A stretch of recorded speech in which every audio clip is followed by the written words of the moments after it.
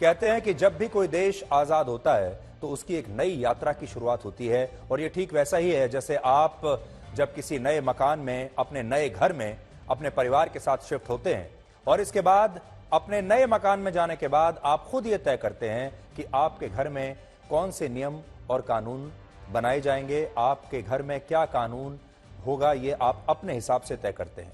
और आप उसके बाद आपने देखा होगा कि लोग जब जाते हैं अपने अपने घरों में, किसी का घर साफ होता है, किसी का घर इतना साफ नहीं होता है, किसी के घर में बहुत अनुशासन होता है, किसी के घर में अनुशासन ठीक से नहीं होता है। हर परिवार अपने हिसाब से रहता है, हर परिवार अपने घर को अपने हिसाब से बनाता है। और जब आप किसी के घर जाते हैं तो उसके घर को देखकर आप उस परिवार के चरित्र को भी ठीक से समझ जाते हैं।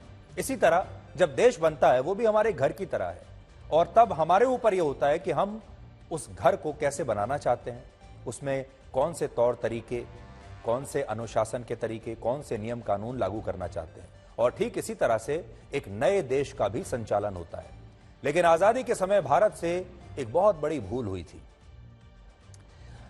अंग्रेजों की 190 वर्षों की गुलामी के बाद हमारा देश आजाद तो हुआ, लेकिन हमारे देश के बहुत सारे नेता तब भी अंग्रेजों से इस कदर प्रभावित हो चुके थे कि वो आजादी से पहले भी भारत में ब्रिटिश वाइसरॉय की तरह बनना चाहते थे, अंग्रेजों की तरह अपने आप को बनाने का सपना देखा करते थे। अंग्रेजों से इतना प्रभावित थे कि हमारे ज्यादातर नेता सोचते थे कि एक दिन हम भी ऐसे ही बनेंगे, हम भी एक दिन ऐसे ही राज करेंगे।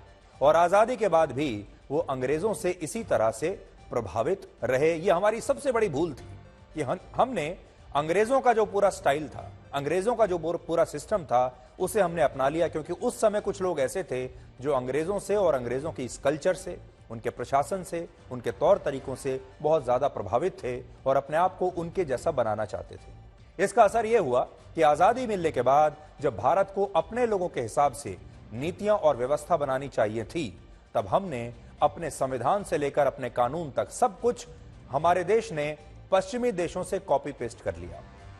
और यह आजाद भारत की सबसे बड़ी भूल थी। आप देखिए अब तक, यानी अब अपना हमारा जो 75वां वर्ष चल रहा है आजादी का, अब जाकर कहीं हमने अंग्रेजों द्वारा बनाए गए कानूनों को बदला है, वरना अभी तक अंग्रेजों के कानून ही हमारे देश में चल रहे थे। जबकि भारत के आसपास ही आजाद होने वाले कई ऐसे देश हैं जिन्होंने अपने हिसाब से काम किया। देखिए, चीन वैसे तो हमारा दुश्मन देश है, चीन का उदाहरण हो सकता है कुछ लोगों को चुभे, लेकिन चीन से आज कुछ चीजें हम सीख भी सकते हैं। इसलिए आज आपको 3 देशों के उदाहरण मैं दूंगा। ये है चीन, सिंगापुर और इजराइल, क्योंकि ये वो देश हैं जिन्होंने अपनी आजादी के बाद, अपने राष्ट्र के तौर पर उत्पत्ति के बाद किसी की नकल नहीं की। और आज वो देश कहां हैं और हम कहां हैं, आज आपको देखना चाहिए। वर्ष 1949 में पहली बार चीन में कम्युनिस्ट पार्टी का शासन आया था। 1949 में, हमारी आजादी के 2 साल बाद। और इस आजादी के 61 वर्षों में चीन वर्ष 2010 में दुनिया की सबसे बड़ी अर्थव्यवस्था बन गया था। देखिए, 1949 में उसकी उत्पत्ति हुई, कम्युनिस्ट पार्टी का शासन आया, और 2010 में ही चीन दुनिया की दूसरी सबसे बड़ी अर्थव्यवस्था बन गया। इसी तरह इजराइल को भी वर्ष 1948 में ब्रिटेन से आजादी मिली थी, हमसे 1 साल के बाद। और उस समय इजराइल एक ऐसा देश था जहां ना तो खेती हो सकती थी, ना ही वहां पर पानी था, पानी की बहुत बड़ी समस्या थी। लेकिन इजराइल ने अपने देश के मुताबिक, अपने हालात के मुताबिक इस तरह की टेक्नोलॉजी विकसित की जिसने उसे बहुत कम समय में दुनिया के सबसे मजबूत देशों की सूची में ला दिया। इजराइल ने अपने देश में इनोवेशन पर बहुत जोर दिया। और सिंगापुर वर्ष 1965 में आजाद हुआ था, लेकिन आज दुनिया में सबसे शक्तिशाली पासपोर्ट सिंगापुर का है। और सिंगापुर में लोगों की सालाना प्रति व्यक्ति आय 70 लाख रुपए है, जबकि भारत में लोगों की प्रति व्यक्ति आय लगभग 2 लाख रुपए है। कहां 70 लाख, कहां 2 लाख।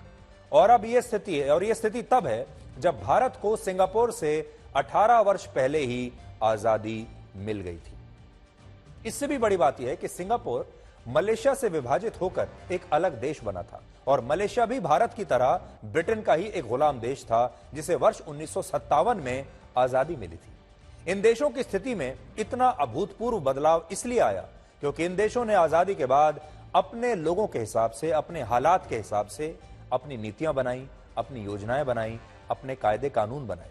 जबकि भारत के नेताओं ने ऐसा न करके पश्चिमी देशों की नकल करने की पूरी कोशिश की, जिसकी वजह से हम कई वर्षों तक दशकों तक संघर्ष करते रहे और हमारा देश अंग्रेजों की एक कॉपी पेस्ट बनकर रह गया और अब जाकर पिछले 10 वर्षों में हमने इसे बदलने की कोशिश की है। इस अंतर को आप एक बात से समझ सकते हैं कि चीन में कम्युनिस्ट पार्टी की जो स्थापना थी, जब स्थापना हुई, वो देशभक्ति और राष्ट्रभक्ति की नींव पर टिकी हुई है और वहां कम्युनिस्ट पार्टी के लोग अपने देश के प्रति सबसे ज्यादा ईमानदार होते हैं। आप चाहे उन्हें भारत का दुश्मन कहिए, लेकिन अपने देश में वो सबसे बड़े राष्ट्रभक्त हैं। पूरी पार्टी की स्थापना ही नेशनलिज्म के आधार पर हुई है, राष्ट्रवाद के आधार पर हुई है। लेकिन भारत में कम्युनिस्ट पार्टियों के नेता देशभक्ति और राष्ट्रभक्ति से कोसों दूर रहते हैं। तो भारत के कम्युनिस्ट और चीन के कम्युनिस्टों में सबसे बड़ा अंतर यह है क्योंकि भारत में देशभक्ति और राष्ट्रभक्ति को उस परिभाषा से देखा गया जो अंग्रेजों ने तय की थी। तो अंग्रेजों ने जो परिभाषा सेकुलरिज्म की, हमने सेकुलरिज्म के विचार को देशभक्ति मान लिया, जबकि भारत के लोगों का चरित्र पश्चिमी देशों के सेकुलरिज्म वाले सिद्धांत से बहुत अलग था। इसलिए चाहे लोकतंत्र की डेफिनेशन हो, चाहे उसे आप सेकुलरिज्म की डेफिनेशन कह लीजिए, धर्मनिरपेक्षता की डेफिनेशन कह लीजिए, फ्रीडम ऑफ एक्सप्रेशन की डेफिनेशन कह लीजिए, ये सब हमने अंग्रेजों से लिया है। और जैसा मैंने आपको बताया, चीन के कम्युनिस्ट और भारत के कम्युनिस्टों में अंतर यह है कि चीन के कम्युनिस्ट सिर्फ अपने देश की बात करते हैं, लेकिन हमारे देश के कम्युनिस्ट आज भी चीन की बात करते हैं। आजादी के बाद जब भारत के नेताओं को राजनीति और सत्ता के सिद्धांत से ऊपर उठकर देश के भविष्य को सही दिशा देने के लिए गंभीर प्रयास करने थे, तब हमारे देश में इतिहास को इस तरह से पेश करने पर ज्यादा जोर दिया गया जिससे कुछ खास नेताओं को ही आपके सामने एक नायक बनाकर पेश किया जा सके। उदाहरण के लिए, आजादी के बाद ऐसी हजारों पुस्तकें लिखी गईं जिनमें कहा गया कि महात्मा गांधी, पंडित जवाहरलाल नेहरू और कांग्रेस पार्टी द्वारा शुरू किए गए भारत छोड़ो आंदोलन की वजह से ही अंग्रेज भारत को आजादी देने के लिए मजबूर हो गए।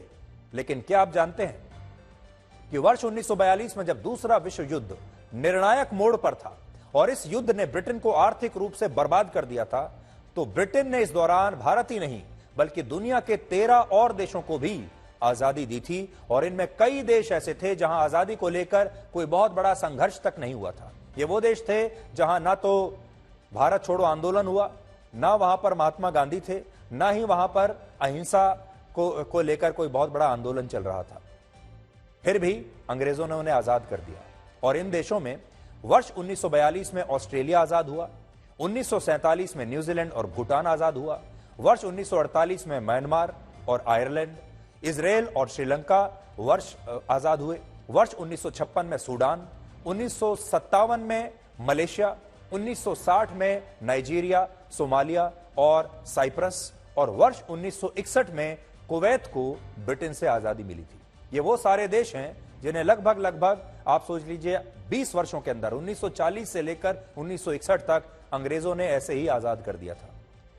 इन्होंने ना तो हमारे जैसा फ्रीडम स्ट्रगल किया, ना ऐसा संघर्ष किया और ना ही वहां पर महात्मा गांधी थे, ना ही अहिंसा को लेकर कोई आंदोलन चल रहा था, ना ही क्विट इंडिया मूवमेंट हुआ।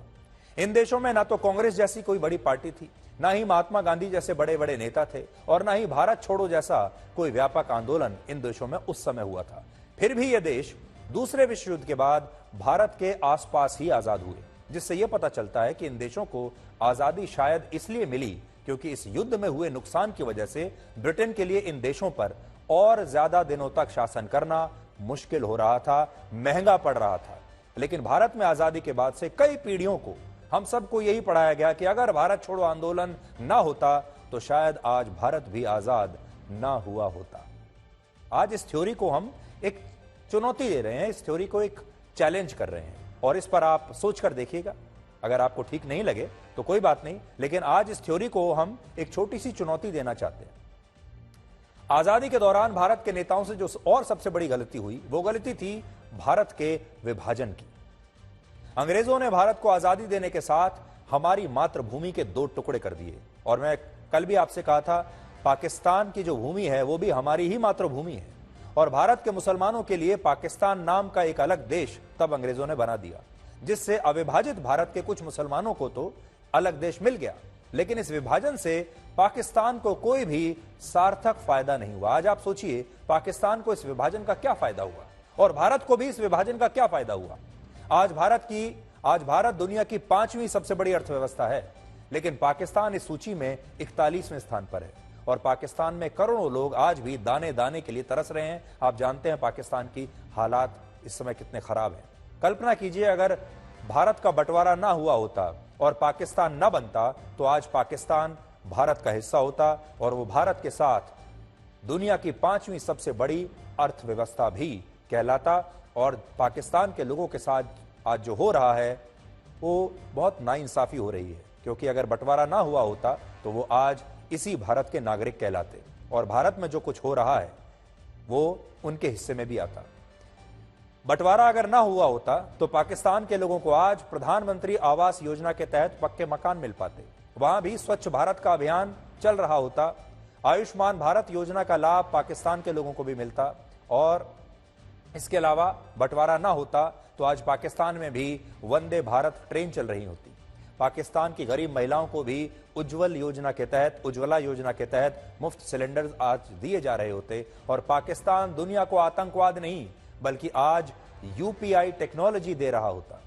लेकिन बंटवारे से पाकिस्तान को सिर्फ एक ऐसा देश मिला जहां तमाम नेताओं ने अपना फायदा देखा और लोगों की भलाई के लिए कभी कोई काम नहीं किया। तो आज ये भी देखना चाहिए कि इस विभाजन से पाकिस्तान को तो कोई फायदा हुआ ही नहीं, वहां के लोग भी किसी सारे फायदों से वंचित रह गए, इस विकास से वंचित रह गए, इस टेक्नोलॉजी से वंचित रह गए और भारत को भी इसका कोई लाभ नहीं हुआ। आज इस विभाजन से जुड़े एक सच के बारे में हम आपको बताना चाहते हैं, जिसे पंडित जवाहरलाल नेहरू कभी देश के लोगों के सामने आने नहीं देना चाहते थे। उन्हें यह बात चुभ गई थी और यह सच एक पुस्तक के रूप में आज भी जीवित है और इस पुस्तक का नाम है now it can be told, जो बंटवारे में विस्थापित होने वाले पंजाब यूनिवर्सिटी के प्रोफेसर रहे एएन बाली ने लिखी है। प्रोफेसर एएन बाली इसके लेखक है और पंडित जवाहरलाल नेहरू ने इस पुस्तक पर अप्रत्यक्ष रूप से एक तरह से प्रतिबंध लगा दिया था। लेकिन आज मैं इस पुस्तक के कुछ अंश अपने साथ लेकर आया हूं और मैं चाहता हूं कि मैं आपको उसमें से कुछ पढ़कर सुनाऊं। इस पुस्तक में बताया गया है कि मोहम्मद अली जिन्ना, पंडित जवाहरलाल नेहरू और कांग्रेस पार्टी के बड़े नेताओं ने भारत के विभाजन को सहमति देकर अपने लिए तो सत्ता की शानदार इमारत खड़ी कर ली, लेकिन ये नेता विभाजन का दर्द सहने वाले लोगों के लिए कुछ ज्यादा नहीं कर पाए। जिस संगठन ने विभाजन के बाद लाहौर और पाकिस्तान के बाकी इलाकों में सिख और हिंदुओं की जानें बचाई, वो संगठन राष्ट्रीय स्वयंसेवक संघ यानी आरएसएस था। अब मैं आपको पढ़कर बताता हूं कि इस पुस्तक में ऐसा क्या लिखा था कि इस पर बैन लगाने का प्रयास किया गया। देखिए, इसमें मैं पढ़कर बताता हूं। Who else came to the rescue of the people at this stage but a band of young selfless Hindus popularly known as the RSS? They organized in every mohalla of every town of the province the work of evacuation of the Hindu and Sikh women and children from various pockets to comparatively safe centers. They organized for their feeding, medical aid, clothing and care, arrangements for transport by lorries and buses and provision of escort on the trains carrying the fleeing Hindus and Sikhs were organized. Their discipline, their physical fitness and their selflessness in face of dangers coming to the rescue of the people in Punjab when the whole province was burning and when the Congress leaders were helplessly fiddling at New Delhi. तो इसमें बताया गया है कि उस समय RSS के जो कार्यकर्ता थे उन्होंने विस्थापित होने वाले हिंदुओं की और सिख समुदाय के लोगों की कितनी मदद की।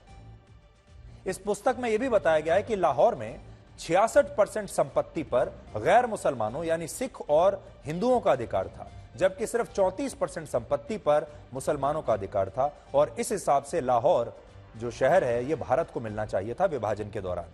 लेकिन सीमा रेखा खींचने वाले सिरिल रेडक्लिफ ने यह सोचा कि पाकिस्तान को बंटवारे में क्योंकि कोई बड़ा शहर नहीं मिला है, इसलिए उन्होंने लाहौर को पाकिस्तान को दे दिया बिना किसी लॉजिक के। और इसी वजह से लाहौर में सबसे ज्यादा सिख और हिंदुओं पर जुल्म हुए। ये अत्याचार नहीं होते अगर यह बंटवारा नहीं होता, या बंटवारा और सीमा रेखा निर्धारण का काम ऐसे व्यक्ति को सौंपा जाता जो भारत और पाकिस्तान को अच्छी तरह से समझता था, तो इसका जो नतीजा था वो कहीं ज्यादा बेहतर हो सकता था। आज का ब्लैक एंड व्हाइट आजाद भारत के भूतकाल वर्तमान काल और भविष्य काल को समर्पित है, जिसमें सबसे पहले हमने आपको भारत के भूतकाल के बारे में बताया, लेकिन अब हम भारत के वर्तमान काल और भविष्य काल का भी एक सटीक विश्लेषण आपके लिए करेंगे और आपको प्रधानमंत्री नरेंद्र मोदी के आज के उस भाषण के बारे में बताएंगे जो 90 मिनट का था, लगभग 1.5 घंटे का, जिसे 2 भागों में आज बांटा जा सकता है। पहले भाग में उन्होंने सरकार की 9 साल की उपलब्धियों का लेखा जोखा देश के सामने रखा और इस भाषण का दूसरा भाग पूरी तरह राजनीतिक था, जिसमें प्रधानमंत्री मोदी ने परिवारवाद, भ्रष्टाचार और तुष्टीकरण को देश का सबसे बड़ा दुश्मन बनाया और कहा कि अगले साल भी वही प्रधानमंत्री के तौर पर लाल किले की इसी प्राचीर से देश को संबोधित करेंगे। हालांकि मुझे लगता है कि उन्होंने जो सबसे बड़ी बात आज कही है वो ये कि 15 अगस्त 1947 इसलिए इतना बड़ा दिन है या था क्योंकि भारत को 1000 वर्षों की गुलामी के बाद आजादी मिली और अगले 1000 वर्ष जो आने वाले हैं भविष्य के, वो भारत के हैं। मेरे प्रिय, तो आज का जो भाषण था प्रधानमंत्री मोदी का, वो सीधा देश की आम जनता के लिए था। देश की आम जनता के दिल तक सीधे पहुंचने की उनकी कोशिश थी और उन्होंने सबसे पहले तो अपनी उपलब्धियां बताया कि दुनिया में भारत आज कहां पर है, और फिर उन्होंने ये बताया, लोगों को ये उम्मीद दिलाई कि 1000 वर्ष हम गुलाम रहे, लेकिन अब अगले 1000 वर्ष जो हैं वो भारत के नाम है, भारत के युवाओं के नाम है और भारत आज शक्ति के जिस भंडार पर बैठा हुआ है, वो शक्ति, वो भंडार दुनिया के किसी और देश के पास नहीं है। इसलिए भारत का ये जो आने वाला समय है, ये भारत के लिए स्वर्णिम युग कहलाएगा। और आज बड़ा सवाल ये है कि क्या भारत के सोने की चिड़िया वाले जो दिन हैं वो लौट सकते हैं या नहीं। लेकिन प्रधानमंत्री मोदी का तो यह कहना है कि भारत एक बार उसी दौर में आ जाएगा जब एक जमाने में भारत को सोने की चिड़िया कहा जाता था। इसके अलावा आज कुछ और खास बातें देखने को मिली। एक तो यह कि प्रधानमंत्री मोदी ने बार बार आज लोगों को भाइयों और बहनों कहकर या देशवासियों कहकर संबोधित नहीं किया, बल्कि उन्होंने परिवारजन कहकर संबोधित किया। बार बार उन्होंने कहा मेरे परिवारजन। ये एक नई चीज देखने को मिली और इससे प्रधानमंत्री मोदी ने अपना जो परिवार है उसका दायरा बहुत बढ़ा लिया है और उन्होंने ये बताने की कोशिश की कि जो 140 करोड़ लोग हैं अब यही उनका परिवार है। तो अब परिवार भी 2 तरह के बट गए हैं। एक वो जिसे प्रधानमंत्री मोदी अपना परिवार कहते हैं 140 करोड़ लोगों का, और दूसरी तरफ वो पारिवारिक पार्टियां जिन्हें एक परिवार चला रहा है। तो ये 2 तरह के परिवार हैं और 2024 में आपको इन 2 परिवारों के बीच संघर्ष देखने को मिलेगा। इसके अलावा आज प्रधानमंत्री मोदी ने जो साफा पहना था उसे पचरंगी साफा कहते हैं, जो 5 रंगों का होता है और इस साफे का संबंध राजस्थान से है, जहां इसे मारवाड़ी साफा भी कहा जाता है। आज ये साफा पहनकर आए थे। राजस्थान में इसी साल विधानसभा के चुनाव भी होने हैं, इसलिए हो सकता है प्रधानमंत्री मोदी के साफे को जो चुनावी सियासत से भी लोग जोड़कर देख रहे हैं। लेकिन एक तथ्य यह भी है कि इससे पहले वर्ष 2015 में भी गणतंत्र दिवस के मौके पर उन्होंने राजस्थानी साफा ही पहना था और 2016 में भी स्वतंत्रता दिवस के मौके पर उन्होंने राजस्थानी साफा पहना था और तब राजस्थान में ना तो लोकसभा के चुनाव थे और ना ही विधानसभा के चुनाव। वैसे भी जो लोग सोचते हैं कि प्रधानमंत्री मोदी चुनावों को मद्देनजर रखकर कोई काम करते हैं, ये उनकी बहुत बड़ी गलतफहमी है। आज 72 वर्ष के प्रधानमंत्री नरेंद्र मोदी की ऊर्जा ने भी सबको हैरान किया, जिसमें वो भागकर उन बच्चों से मिलने के लिए पहुंचे जो समारोह में हिस्सा लेने के लिए आए थे। आज जब वो सीढ़ियां चढ़ रहे थे, सीढ़ियां उतर रहे थे, तो उनकी जो ऊर्जा थी वो देखने वाली ही थी। आप तस्वीरों में देखिए।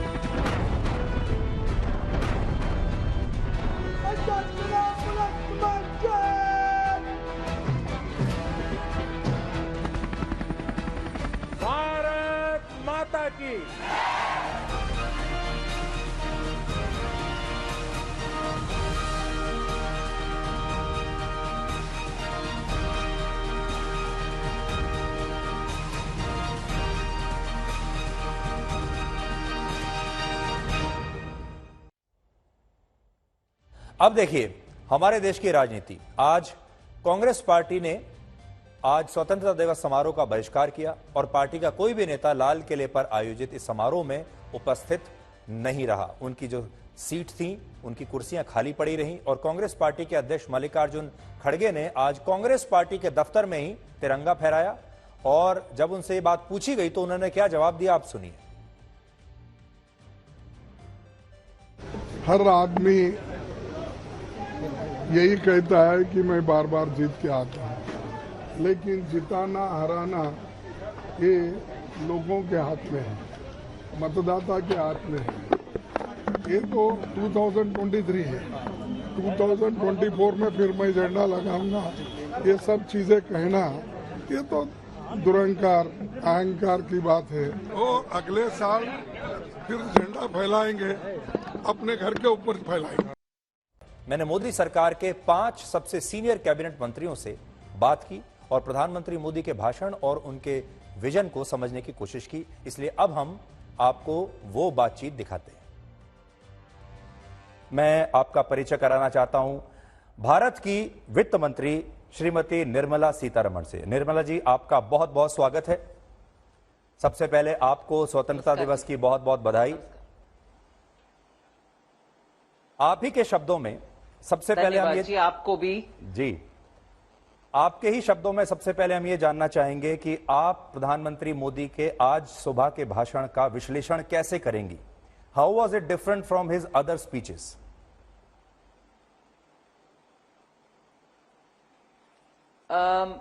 धन्यवाद।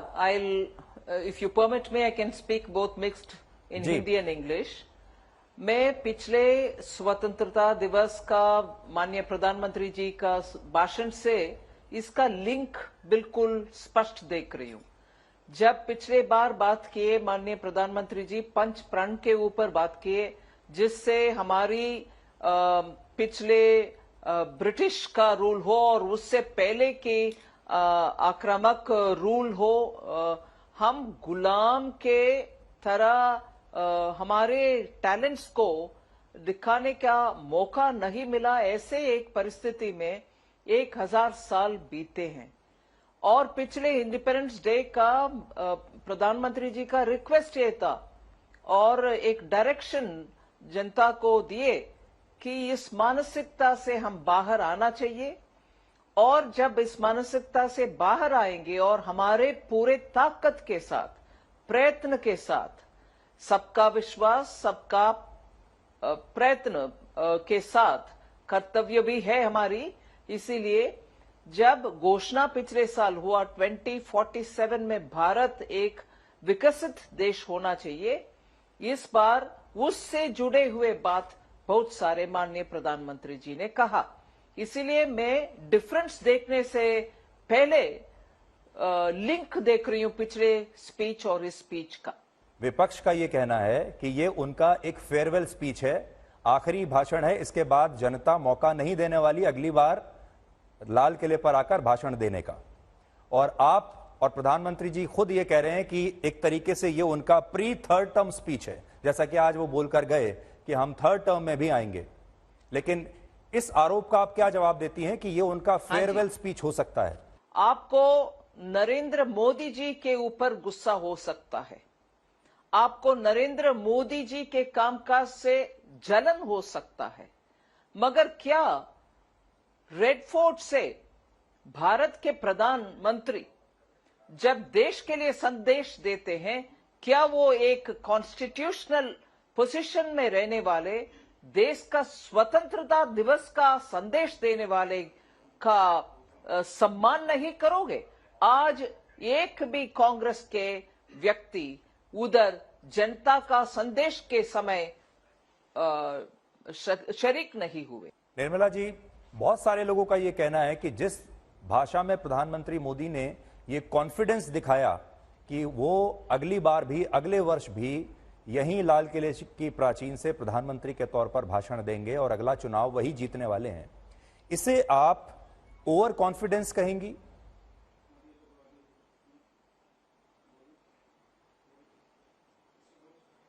नहीं, मैं ये मानती हूं कि प्रधानमंत्री जी के डायरेक्ट जुड़ाव रहती है जनता के साथ। वो मन की बात में करते हैं और सड़क पर उतर करके जनता के साथ भी बात करते हैं, जैसे आपने प्रधानमंत्री जी के भाषण में भी सुना। और सीएजी का डेटा भी दिखाता है कि डायरेक्ट बेनिफिट ट्रांसफर के वजह से हम कितने गलत तत्वों को हाथ में जो पैसा जाता था उसको रोका, उससे जो जितने भी पैसा बचा हुआ दो मालूम है। निर्मला जी, अभी आपने सीएजी का जिक्र किया। आप देख रही होंगी कि पिछले कई दिनों से अब विपक्ष के जो नेता हैं वो सीएजी की रिपोर्ट को एक बड़ा मुद्दा बना रहे हैं। सरकार जो डेटा दे रही है उसको एक रिपोर्ट बना रहे, उसको भी एक बड़ा मुद्दा बना रहे हैं और ये कह रहे हैं कि सरकार के जो डेटा देने का जो तरीका है उसमें बहुत सारे लूप होल्स हैं, सही डेटा सामने नहीं आ रहा है। और सीएजी ने जो कुछ चीजें पॉइंट आउट की हैं कुछ सरकारी स्कीम्स में, उसे भी विपक्ष ने एक बड़ा मुद्दा बनाया है। आप इस पर कुछ कहना चाहेंगी?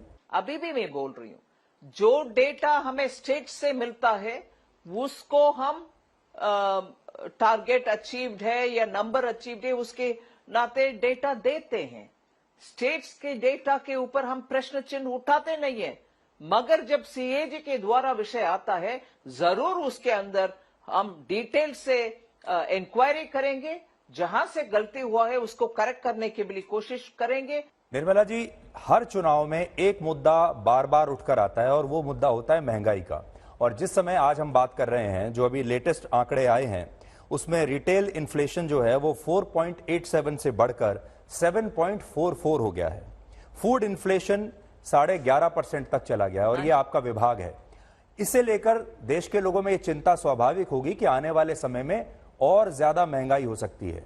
आप इस पर क्या देश के लोगों को, हमारे आज तक के दर्शकों को क्या बताना चाहेंगी? क्या और महंगाई आने वाली है और अचानक से इसके बढ़ने का क्या कारण है? जहां ये पैदावार होती है वहां एकदम बारिश के वजह से, जैसे प्याज का विषय में और टमाटर के विषय में, जहां एक आध जगह पर ठीक है बाकी जगह पर उसके असर पड़ा है, सप्लाई में कटौती हुई। इसीलिए मैं जब लोकसभा में भाषण करते वक्त बोले कि नेपाल से इंपोर्ट करने वाले टमाटर उत्तर प्रदेश, उत्तराखंड, बिहार को सप्लाई किया जाएगा, वो सप्लाई शुरू होने लगा है। ऐसे ही बाकी कोलार से, कर्नाटका और आंध्र प्रदेश से जहां टमाटर का पैदावार होता है उधर से ले आकर के दिल्ली में कोने कोने तक ट्रकों में, मिनी टेम्पो ट्रैवलर में लगा करके जनता को 60 रुपये, 70 रुपीज के प्राइस में टमाटर का सप्लाई पूरे दिल्ली में भी हो रही है। और मैं आश्वासन दिलाना चाहती हूं, जहां भी ऐसे आइटम्स का कमी हो और कंज्यूमर अफेयर्स मिनिस्ट्री और होम मिनिस्टर सबके साथ बैठ करके हम तय करते हैं तुरंत उसको भरपाई करने के लिए। इसीलिए हमारे लड़ाई इन्फ्लेशन के ऊपर आगे और सख्त रूप में होते रहेगी। आखिर में आप ये आश्वासन के साथ, विश्वास के साथ ये कह सकती हैं, जैसे मोदी जी ने तो आज गारंटी दी ही है कि अगले स्वतंत्रता दिवस पर हम आपके साथ ऐसे ही बात कर रहे होंगे और मोदी सरकार के रिप्रेजेंटेटिव के तौर पर आप फिर से आज तक के साथ ऐसे ही जुड़ेंगी?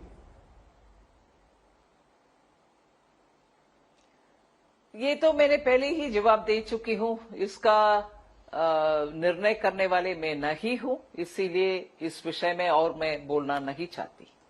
पीयूष जी, प्रधानमंत्री मोदी की शुभकामनाएं तो आज हमने सब, पूरे देश ने सुनी ली जो सुबह उन्होंने अपने भाषण में कहा, लेकिन उनका भाषण विपक्ष को बिल्कुल पसंद नहीं आया। खासतौर पर जो कांग्रेस अध्यक्ष हैं खड़गे जी, उन्हें तो बिल्कुल ही पसंद नहीं आया। उन्होंने बहिष्कार भी किया और यह भी कहा कि लोकतंत्र का गला घोट दिया और वहां से खड़े होकर लोकतंत्र की बातें कर रहे हैं। आपकी पहली प्रतिक्रिया क्या होगी? सुधीर जी, हम सकारात्मक सोच के लोग हैं। नकारात्मक सोच हमारी पार्टी में, हमारे नेताओं में आपको देखने को नहीं मिलेगी। मल्लिकार्जुन खड़गे जी कांग्रेस के अध्यक्ष है, लेकिन उनका व्यवहार आपने पार्लियामेंट में भी देखा। आपने हाल में अलग अलग जो मौके थे जब देश को एक आवाज में विश्व के सामने खड़े रहना चाहिए था, उन सब सिचुएशंस में, उन सब परिस्थितियों में जो उनका व्यवहार रहा है, कांग्रेसियों का व्यवहार रहा है, वो बड़ा दुर्भाग्यपूर्ण है। पीयूष जी, क्या आपको ऐसा लगता है कि प्रधानमंत्री के लाल किले से स्वतंत्रता दिवस के मौके पर भाषण का बहिष्कार करना it's a new low in the Indian politics?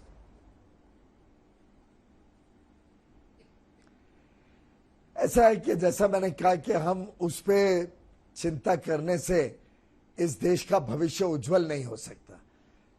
वैसे ये जो कुछ घमंडिया गठबंधन बना है, इनके सभी सदस्यों को ये जो घमंड है, जो परिवार का एक गरूर है कि हमारा परिवार ही सर्वश्रेष्ठ है, इससे ये उभर नहीं पा रहे हैं। और इस वंशवाद की राजनीति ने जितना नुकसान किया है देश का, इसका आज माननीय प्रधानमंत्री जी ने भी उजागर किया। तो स्वाभाविक है कि वो इस प्रकार की सोच के साथ अपनी राजनीति करेंगे। आपने अभी घमंड की बात की, आपने गुरूर की बात की। प्रधानमंत्री मोदी ने जिस तरह से कहा कि अगली बार भी वही चुनकर आएंगे, अगली बार भी अगले स्वतंत्रता दिवस पर वो यहीं से लाल किले की प्राचीर से भाषण देंगे, इसे भी लोग ओवर कॉन्फिडेंस मान रहे हैं, इसे भी एक तरीके का गुरूर मान रहे हैं कि एक प्रधानमंत्री लाल किले की प्राचीर से बड़े कॉन्फिडेंस के साथ ये कह रहा है कि अगला टर्म भी मेरा ही है। इसे आप ओवर कॉन्फिडेंस कहेंगे, गुरूर कहेंगे, या सिंपल कॉन्फिडेंस कहेंगे? सुधीर जी, इसमें कॉन्फिडेंस का सवाल ही नहीं है, जनता का विश्वास इसमें शामिल है। जो हर प्रकार के सर्वेज आ रहे हैं, आप उसको देखें, ये आत्मविश्वास है ईमानदारी का, ये आत्मविश्वास है सही काम का, ये आत्मविश्वास है गरीब कल्याण और गरीब सेवा का। एक सवाल पीयूष जी आपसे और पूछता हूं। प्रधानमंत्री ने आज परिवारवाद के बारे में भी बात की, उन्होंने भ्रष्टाचार के बारे में भी बात की। अब विपक्ष जो है इसे भी लेकर काफी बातें कर रहा है, लेकिन क्या आप ये कमिटमेंट आज दे सकते हैं देश के लोगों को कि बीजेपी किसी भी भ्रष्टाचार में लिप्त नेता से या परिवारवाद वाली किसी पार्टी के नेता से ना गठबंधन करेगी और ना ही उसे अपनी पार्टी में लेगी? क्या यह संभव है? आप हमारे 9-9.5 वर्ष का ट्रैक रिकॉर्ड देख लीजिए और प्रधानमंत्री जी का 25 साल का ट्रैक रिकॉर्ड देख लीजिए। उनके सामाजिक और राजनीतिक जीवन के शुद्धता आज विश्व प्रसिद्ध है। देश में हर व्यक्ति को परिचय है उनके ईमानदारी से, उनके देश के प्रति प्रेम से, और उनका जो काम करने का ढंग है, जो पूरी तरीके से लोगों को विश्वास भी दिलाता है उनके काम पर, और जो लोगों पर भी विश्वास करता है। प्रधानमंत्री मोदी का ये जो भाषण है, विपक्ष इसे कह रहा है कि ये उनका फेयरवेल भाषण है, इस टर्म का आखिरी, और इसके बाद उन्हें मौका नहीं मिलने वाला। दूसरा आरोप यह लग रहा है कि इतना ओवर कॉन्फिडेंस उस भाषण में प्रधानमंत्री दिखा रहे थे कि जैसे उन्हें पहले से पता है कि देश के 100 करोड़ वोटर क्या करने वाले हैं अगले चुनाव में। और तीसरा आरोप यह है कि यह पूरी तरीके से एक चुनावी भाषण था जिसमें उन्होंने खुलकर वोट मांगे। धन्यवाद सुधीर जी। मैं पहले तो कहना चाहता हूं कि निश्चित तौर पर मोदी जी तीसरी बार आएंगे और भारत को दुनिया की तीसरी सबसे बड़ी अर्थव्यवस्था बनाएंगे। दूसरा, आपने कहा कि मोदी जी को लगता है कि कैसे वापस आएंगे, तो मैं कहूंगा जो जड़ से जुड़ा है, जमीन से जुड़ा है, लोगों से सीधा जुड़ा है और 140 करोड़ भारतवासियों को परिवार जन मानता है, उसको पता है कि उनके मन में क्या है। जहां तक टाटा बाय बाय करने की बात है, मोदी जी को कांग्रेस के लोग सन 2002 से कर रहे हैं। कभी ये मौत का सौदागर कहते थे, कभी बिच्छू, कभी सांप, कभी नीच, ना जाने क्या क्या कहा। जितना मोदी जी को इन्होंने घटिया से घटिया शब्द कह सकते थे अभद्र भाषा में, वो कहा। और कल तो कांग्रेस इतना नीचे गिर गई लोकतंत्र में कि राक्षस तक हिंदुस्तान की जनता को कह दिया। आज तो कांग्रेस पार्टी के जो नुमाइंदे हैं, उनके अध्यक्ष हैं, गांधी परिवार के भी जो सदस्य हैं, वो भी कोई आया नहीं लाल किले पर। और ऐसा लगता है कि अब कांग्रेस अपना एक अलग पैरेलल स्वतंत्रता दिवस मना रही है। आपका इंडिपेंडेंस डे अलग है और कांग्रेस का अलग है। सुधीर भाई, मैं आपसे एक बात जरूर कहना चाहता हूं। 2 दिन पहले या 11 तारीख को, मैं कहूं 4 दिन पहले, हमने हर घर तिरंगा अभियान की शुरुआत भारत मंडपम से की। कर्तव्य पथ तक आए। क्या हर घर तिरंगा अभियान में भी क्या उनको राजनीति करनी है?